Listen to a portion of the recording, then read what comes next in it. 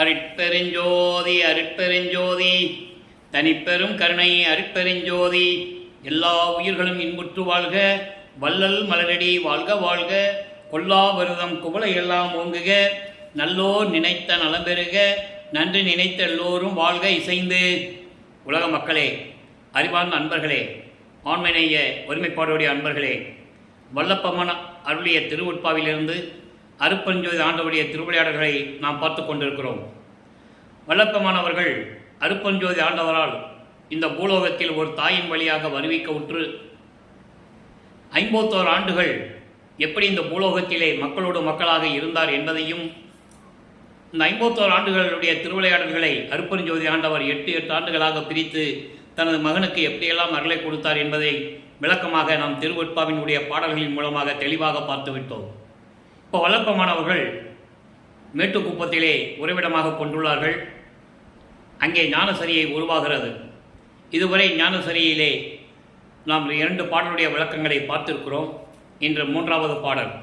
ஞானசரியை என்பது இன்பத் துன்பங்கள் நிறைந்த இந்த உலக வாழ்க்கையிலே இருந்து விடுபட்டு, பிறப்பு இறப்பு என்ற அவத்தைகளில் இருந்து விடுபட்டு சுத்த சன்மார்க்கத்தில் இருந்து கொண்டு மரணமில்லா பெருவாழ்வை அடைவது பற்றி கூறுவதுதான் ஞானசரியை. சரியை கிரியை யோகம் ஞானம் என்ற 16 நிலைகளிலே சரியை கிரியை யோகம் என்ற 12 நிலைகளும் சமயங்களையும் மதங்களையும் மார்க்கங்களையும் சார்ந்தது. 13வது நிலையான ஞானசரியிலிருந்து மரணமில்லா பெருவாழ்வு தொடங்குகிறது.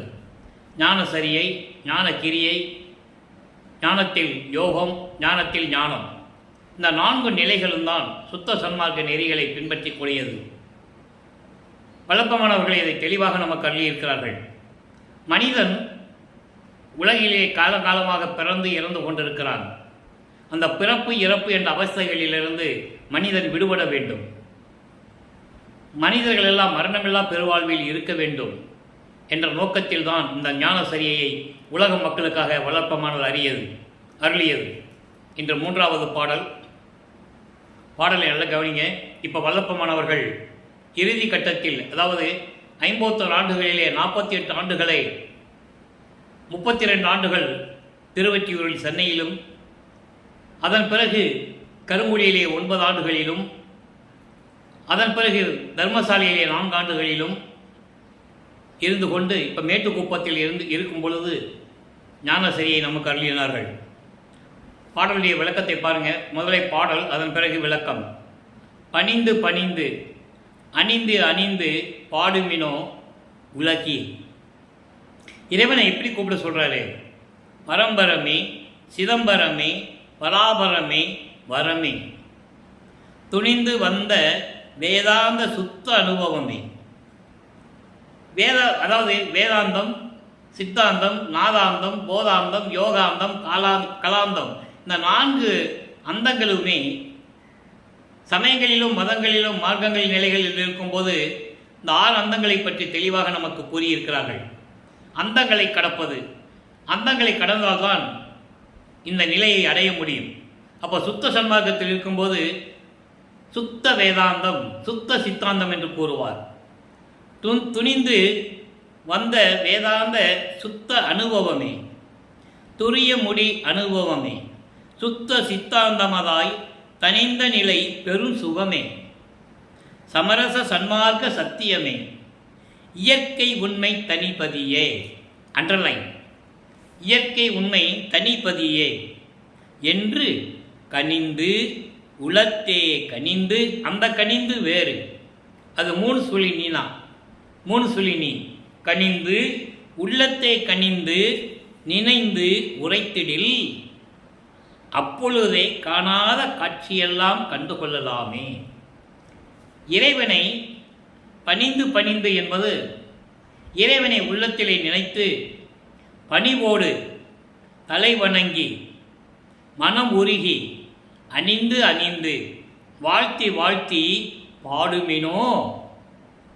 பாடுங்கள் உலக மக்களே. உலக மக்களே எப்படி இறைவனை கூப்பிடுவ சொல்கிறாரு? பரம்பரமே. பரம்பரமே என்பது பரம்பொருள் விளங்கக்கூடிய ஒரு இடம். சில இடங்களிலே மெய்ப்பொருள் என்று கூறுவார், சிதம்பரமே. சிதம்பரம் என்பது வெட்ட வெளி. அதனால்தான் சிதம்பர ராமலிங்கம் என்று கையெழுத்திடுவார்கள் நமது பிள்ளை பெருமான் அவர்கள். சிதம்பரம் என்பது அருப்பெருஞ்சோதி ஆண்டவருடைய நிலையை குறிப்பது. அதான் வெட்ட வெளி. பராபரமே. பராபரமே என்பது பரம்பரத்தை இயக்கக்கூடிய ஒரு தெய்வ நிலை. இந்த 3 நிலைகளிலுமே வல்லப்பெருமானவர்கள் முத்தேகத்திலே குறிப்பிடுவார். பரதேகம், பரம்பர தேகம், பராபர தேகம். பரவெளி, பரம்பரவெளி, பராபரவெளி. இப்படி 3 நிலைகளில் இருக்கின்ற இறைவனே வரமே. வரமே என்பது பரநிலை, தெய்வநிலை, பரம்பர நிலை, எல்லா வரங்களையும் கொடுக்கக்கூடிய இறைவன். துணிந்து வந்த வேதாந்த சுத்த அனுபவமே. துணிந்து வந்த வேதாந்த சித்த அனுபவமே என்பது இந்த பிரபஞ்சத்திலே நிலையாக நிலை பேருடைய நிலையில், அந்த நிலையில் இந்த பிரபஞ்சம் தோன்றிய காலத்திலிருந்தே இருந்த வேதாந்த சுத்த அனுபவமே, துரியமுடி அனுபவமே. எத்தனையோ நிலைகள் இருக்கிறது. துரியமுடி அனுபவமே, துரிய நிலையில் இருக்கின்ற இறைவனே சுத்த சித்தாந்தமதாய். வேதாந்தம், சித்தாந்தம் போன்ற இந்த 6 அந்தங்களும் சுத்த சன்மார்க்கத்திலே சொல்லும்போது சுத்த என்ற வார்த்தையை பயன்படுத்துவார். சித்தாந்தம் என்பது மனநிலை எல்லைகளுக்கு அப்பாற்பட்ட ஒரு நிலை. சித்தாந்தம் என்பது ஒரு உறுதியோடு இருக்கின்ற ஒரு கொள்கை, கோட்பாடு. சுத்த நெறியில் இருக்கின்ற கோட்பாடுடைய இறைவனே தனிந்த நிலை பெரு சுகமே. தனிந்த நிலை பெரு சுகமே என்பது மௌன நிலையில் இருக்கின்ற, அதாவது மௌன வெளி, மௌன நிலை என்று கூறுவார். அப்படிப்பட்ட நிலையில் இருக்கின்ற பெரும் சுகமே, பேரின்பமே, சமரச சன்மார்க்க சத்தியமே. சமரச சன்மார்க்கத்தில் விளங்கிக் கொண்டிருக்கின்ற உண்மை நிலையில், சத்திய நிலையில் இருக்கின்ற இறைவனே இயற்கை உண்மை தனிப்பதியே. இயற்கை உண்மை விளக்க கடவுளாகிய தனிப்பெரும் பதியே, அருப்பெருஞ்சோதியே. தனி பெரும் பதி ஏன் கூறுகிறார் என்றால், அவருடைய நிலையை தனிப்பட்ட நிலை, அதாவது ஆதியும் அந்தமில்லா தோன்றிய இறைவன், சுயமாக இருக்கின்ற இறைவன். அதனால்தான் இயற்கை உண்மை விளக்கத்தின் அடிப்படையில் விளங்கிக் கொண்டிருக்கின்ற இறைவன் என்று கனிந்து. கனிந்து என்பது நினைந்து, உள்ளத்திலே உருகி, உள்ளத்தை கனிந்து உள்ளத்திலே உருகி நினைந்து உரைத்திடில். இப்படியெல்லாம் நீங்கள் இறைவனிடம் போற்றினால் அப்பொழுதே நீங்கள் காணாத காட்சியெல்லாம் கண்டுகொள்ளலாமே. இதுவரையில் நீங்கள் காணாத அனுபவங்கள், பார்க்க முடியாத அனுபவங்களை எல்லாம் உங்கள் உள்ளத்தில் கண்டுகொள்ளலாம். இறைவனை ஜோதி வடிவத்தில் உங்கள் உள்ளத்தில் காணலாம் என்று கூறுகிறார். இதான் ஞானசரியுடைய விளக்கம். இந்த விளக்கங்கள் எல்லாம் ஞானசரியை என்பது ஏற்கனவே நம்ம விளக்கம் சொல்லியாச்சு. 13வது நிலை திரையோ தசநிலை என்று கூறுவார். இந்த நிலைகள் எல்லாம் உலக மக்களுக்கு தெரியப்படுத்த வேண்டும். ஞானசரியினுடைய நிலையை, அதான் மரணமில்லா பெருவாழ்வு, உலக மக்களுக்கு தெரியப்படுத்தி உலக மக்களை எல்லாம் சன்மார்க்கத்தில் இணைத்து உலக மக்களெல்லாம் இன்புற்று வாழ வேண்டும் என்பதற்காகவே நான் வருவிக்க விட்டேன் என்று கூறுகிறார். பிள்ளைப்பெருமான் அவர்கள் பிறந்தவர் அல்ல. நல்லா நீங்கள் புரிஞ்சுக்கணும். சமயங்களையும் மதங்களையும் மார்க்கங்களையும் இந்த பிரபஞ்சம் தோன்றிய காலத்திலிருந்தே காலங்காலமாக ஏற்றுக்கொண்டு சுத்த சன்மார்க்கத்தில் இல்லாததனால் மனிதர்களெல்லாம் பிறந்து இறந்து பிறந்து இறந்து இந்த அவஸ்தைகளை அனுபவித்துக் கொண்டிருக்கிறார்கள். 7 விதமான அவஸ்தைகள் என்று கூறுவார். அதை அகவலிலே கூறுவார். ஊர்வன, பரப்பன, உருவன, நடப்பன, ஆர்வர காத்தருள் அருப்பெருஞ்சோதி. நான் ஏற்கனவே இந்த விளக்கங்கள் நிறைய கொடுத்திருக்கிறேன். ஊர்வன என்பது ஊர்ந்து செல்லக்கூடிய உயிரினங்கள், பரப்பன என்பது பறந்து செல்லக்கூடிய உயிரினங்கள், உருவன என்பது தாவரங்கள், நடப்பன என்பது நடந்து செல்லக்கூடிய உயிரினங்கள். இந்த 4 நிலைகளை தவிர மனிதர்கள், தேவர்கள், நீரில் வாழக்கூடிய உயிரினங்கள், இந்த 7 வகையான பிறப்பு இறப்பு வகைகள், இந்த அவஸ்தைகள் 7 அவஸ்தைகளில் இருந்து விடுபட வேண்டும் என்று கூறுகிறார். அதை அவர் எப்படி நீங்கினார் என்பதை ஒரு பாடலிலே கூறுவார். 7 உலக அவத்தை விட்டு ஏறினேன் மேல்நிலை, ஊழிதோறும் ஊழி உயிர்தலைத்து ஓங்கினன் என்று கூறுவார்.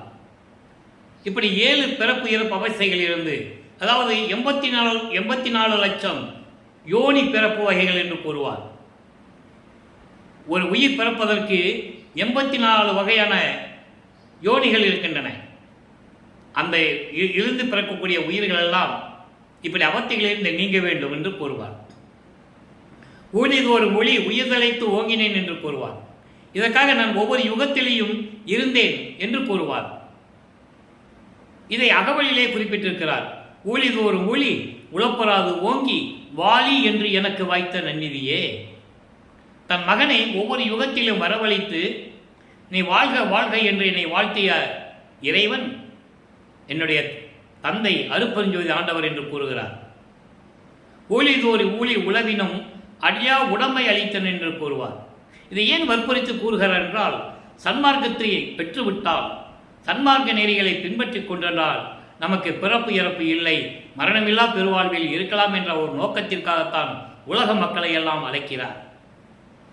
அகத்தை கருத்து புறத்தை வெளுத்திருந்த உலக அனைவரையும் சகத்தை திருத்தி சன்மார்க்கத்தை அடைவித்திட அவரின் இகத்தை பரத்தை பெற்று மகிழ்ந்திடுவதற்கு என்றே என்னை முகத்தே இறைவன் வருவிக்க உற்றேன், அருளை பெற்றேனே என்று கூறுவார். அதாவது காலகாலமாக சமயங்களையும் மதங்களையும் மார்க்கங்களையும் பின்பற்றி கொண்டு அந்த நெறிகளை பின்பற்றி கொண்டு உண்மை தெரியாமல் இந்த உலக மக்கள் தவித்துக் கொண்டிருக்கிறார்கள், இன்பத் துன்பங்களை அனுபவித்துக் கொண்டிருக்கிறார்கள். இந்த நிலை மாற வேண்டும். உலக மக்கள் எல்லாம் இன்புற்று வாழ வேண்டும், உலக மக்கள் எல்லாம் மரணமில்லா பெருவாழ்வில் வாழ வேண்டும் என்பதற்காகவே என்னை இந்த யுகத்தை, அதாவது இந்த கலியுகத்தில் நான் வருவிக்க உற்றேன், இறைவனுடைய அருளை பெற்றேனே என்று கூறுகிறார். இதற்கான காரணங்கள் மனதில் நிலையாக பதிந்து விட்டது. இந்த சமயங்கள் என்பது ஏற்கனவே நாம் சென்ற பதிவுகளிலே நாம் விளக்கமாக சொல்லியிருக்கிறோம். சைவம், வைஷ்ணவம், கௌபாரம், சௌரம், காணாபத்தியம், சாகரம் போன்ற சமயங்கள். சைவ சமயத்தின் தலைவன் சிவபெருமான், வைஷ்ணவ சமயத்தின் தலைவன் திருமால், கௌபாரம் முருகன், காணாபத்தியம் விநாயகன், சௌரம் சூரியன், சாகரம் அம்மை. இப்படி பல சமயங்களை பின்பற்றி கொண்டு பண்டை காலத்திலிருந்தே ஒருத்தரோடு ஒருத்தர் நீ பெரியவன் நான் பெரியவன் சண்டை போட்டுக்கொண்டு இப்படியெல்லாம் மக்கள் அழிந்து கொண்டிருக்கிறார்கள். இந்த நிலை மாற வேண்டும். அப்படி அல்ல, சாதியும் மதமும் சமயமும் காணா ஆதி அநாதயம் அருட்பெருஞ்சோதி என்று கூறுவார். சாதியும் மதமும் சமயமும் பொய்யென ஆதியில் உணர்த்திய அருட்பெருஞ்சோதி. ஆக இறைவனுக்கு சாதியும் மதமும் சமயமும் ஜாதிகளும் தேவையில்லை. அப்போ அந்த இறைவனால் படைக்கப்பட்ட மனிதர்களுக்கும் இது தேவையில்லை என்ற நிலையை உலக மக்களுக்கு தெரியப்படுத்த வேண்டும். மக்களிடம் சொல்லாததினால், இந்த விளக்கங்களை கூறாததினால் மக்களுக்கு தெரியவில்லை. உதாரணத்திற்கு கிறிஸ்துவ பெருமக்கள் இயேசு கிறிஸ்துவை தேவருடைய மகன் என்று கூறுகிறார்கள். நல்லா நீங்கள் புரிஞ்சுக்கிட்டே வரணும். இது இயற்கை, இது வரலாறு. இஸ்லாமிய பெருமக்கள் இறைவனால் அனுப்பப்பட்ட, அல்லாவால் அனுப்பப்பட்ட நபிகள் நாயகம் என்று கூறுகிறார்கள். சரியா? அதே போல மதங்களை சார்ந்தவர்களும் அவர்களுடைய மதங்களுடைய தலைவர்களை பின்பற்றுகிறார்கள். ஒவ்வொரு மதத்துக்கும் தலைவனை உருவாக்கினார்கள். அந்த மதத்தை உருவாக்கியவர்கள் அந்தந்த மதத்தினுடைய தலைவர்கள் ஆனார்கள். இவர்களெல்லாம் அருட்பெருஞ்சோதி ஆண்டவரால் உருவாக்கப்பட்டு இந்த பூலோகத்திற்கு அனுப்பப்பட்டு அவர்கள் காலங்கள் இருக்கவை இருந்துவிட்டு இறைவனடி சேர்ந்தார்கள். அதை திருவருட்பாவிலே தெளிவாக கூறுவார். ருத்திரன், பிரம்மன், திருமால் முதல் அத்தனை பேரும் சரி, அருகர் என்றால் மகாவீர் போன்றவர்களும் சரி, புத்தர் என்கின்ற மத தலைவன் என்று கூறுவார். இவர்களெல்லாம் இறைவனுடைய அருளை ஞான ஒளியால் சிறிதளவு பெற்றுக்கொண்டு அப்போ தவம் இருந்திருக்கிறார்கள். அப்போ இறைவனுடைய ஞான ஒளியால் சிறிதளவு அருளை பெற்றுக்கொண்டு இந்த வையகத்துக்கும் வானகத்துக்கும் மனமோனுபடி திரிந்தார்கள் என்று சொல்லுகிறார். இப்படிப்பட்டவர்களுடைய நிலை என்ன? இப்படிப்பட்ட நிலைவர்கள் எப்படி இருக்கிறார்கள் என்றால், விளையாடா நின்ற சிறுபிள்ளை கூட்டம் என்று சொல்லுகிறார். விளையாடா நின்ற சிறுபிள்ளை கூட்டம் என்பது குழந்தைகள், பிறந்த குழந்தைகளுக்கு விளையாட கூட தெரியாது, அந்த நிலையில் இருந்தவர்கள் என்று கூறுகிறார். நீங்கள் நல்லா கவனிக்கணும்.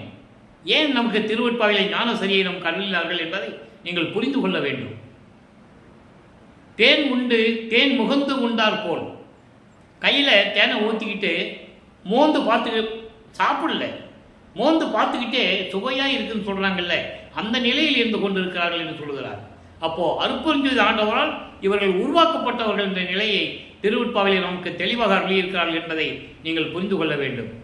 அதனால்தான் ஞான சரியை வல்லற்பமானவர்கள் நமக்காக அருளினார்கள் என்பதை இங்கே குறிப்பிட நான் கடமைப்பட்டிருக்கிறேன். ஞான சரியை என்பது 28 பாடல்களை உடையது. அவர் அறையிலிருந்து விளக்கை வெளியெடுத்து வைத்து மேட்டுக்குப்பத்திலே நமது அருட்பெருஞ்சோதி ஆண்டவராகிய வல்லற்பமானவர்கள் தான் வழிபட்டு கொண்டிருந்த அந்த அற்புதமான இறைவன வடிவமாகிய தீபத்தை வெளியிலே எடுத்து வைத்து, மக்களே இந்த தீபத்தை நீங்கள் கொஞ்ச காலம் ஆராதனை செய்து கொண்டிருங்கள். அதாவது அவர் நான் அருட்பெருஞ்சாண்டவராக போகிறேன், அவர் என்னோட கலந்து போகிறேன்னு அவர் சொல்லலை. நல்லா புரிஞ்சுக்கணும் நீங்கள். அப்போ அது 28 பாடல்களை நமக்கு அறியது காரணம் என்னென்னா, சுத்த சன்மார்க்கத்தை உலக மக்கள் ஏற்றுக்கொண்டு தீபத்தை வழிபட்டு கொலையும் புலையும் தவிர்த்து, அதான் முக்கியம். அங்கே உயிர்களை கொலை செய்வதை நிறுத்த வேண்டும். எல்லா உயிர்களும் ஒன்றுதான். எறும்பு முதல் ஈ முதல் யானை வரை மனிதர்கள் உட்பட எல்லா உயிர்களும் ஒன்றுதான். மனதறிந்து எந்த உயிரையும் நாம் கொல்லக்கூடாது. கண்ணுக்கு தெரியாமல் எத்தனையோ உயிர்கள் நம் காலிலே விதிவிட்டு கூட இறந்து போகின்றன.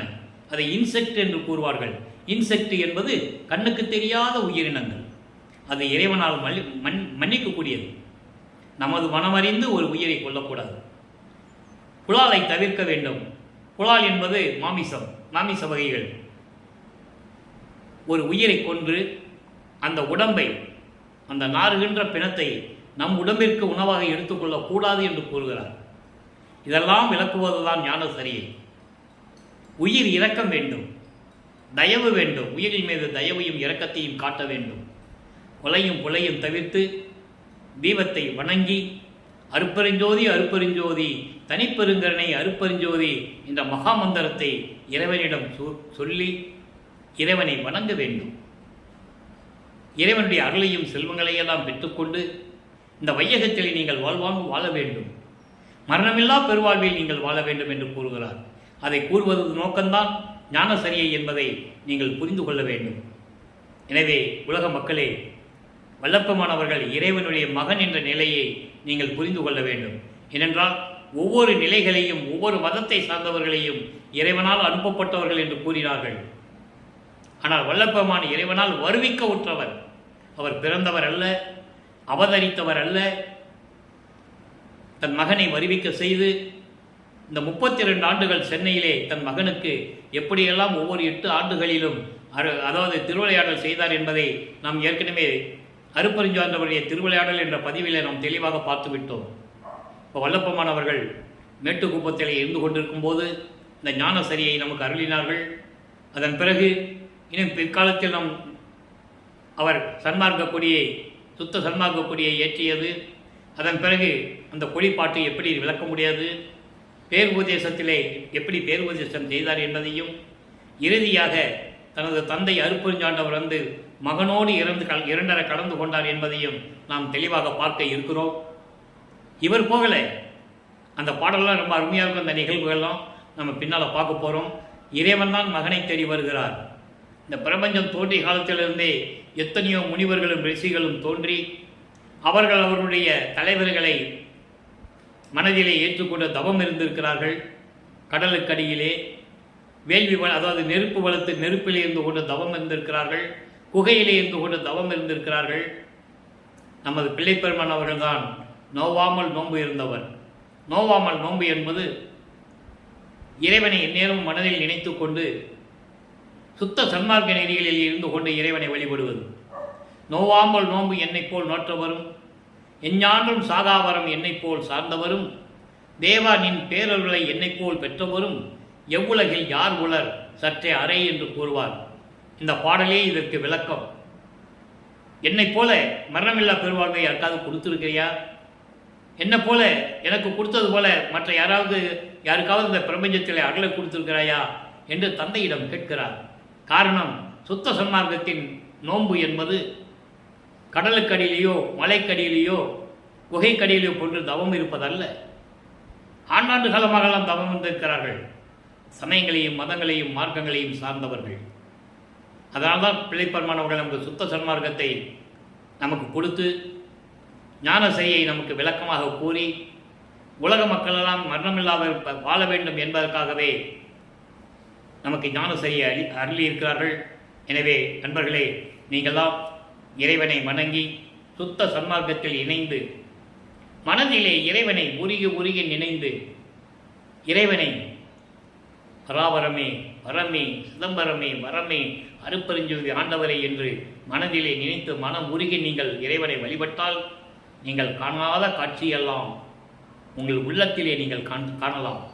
இறைவன் உங்கள் உள்ளத்திலே நடனமாடுவதை நீங்கள் பார்க்கலாம்.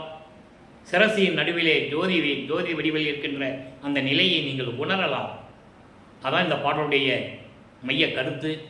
எனவே அப்படிப்பட்ட இறைவனை வணங்கி அருப்பெருஞ்சோதி அருப்பெருஞ்சோதி தனிப்பெருங்கருணை அருப்பெருஞ்சோதி என்ற மகாமந்திரத்தை உச்சரித்து, நான் ஏற்கனவே கூறியது போல கொலையும் புலையும் தவிர்த்து இறைவனுடைய எல்லா அருளையும் செல்வங்களையெல்லாம் பெற்றுக்கொண்டு இந்த வையகத்தில் நீங்கள் வாழ வேண்டும், நீடூழி வாழ வேண்டும் என்று இறைவனோட தயவாலையும் கருணையாலையும் வாழ்த்தி இந்த வள்ளலார் ஒளியன் விடைபெறுகிறேன். மீண்டும் நாளை சந்திப்போம். நன்றி, வணக்கம். அருப்பெருஞ்சோதி அருப்பெருஞ்சோதி தனிப்பெரும் கருணை அருப்பெருஞ்சோதி. நாளையும் ஞானசரியை விளக்கம் வரும். இதை கேட்டு அறிந்து இறைவன் அருளை பெற்றுக்கொள்ளுங்கள்.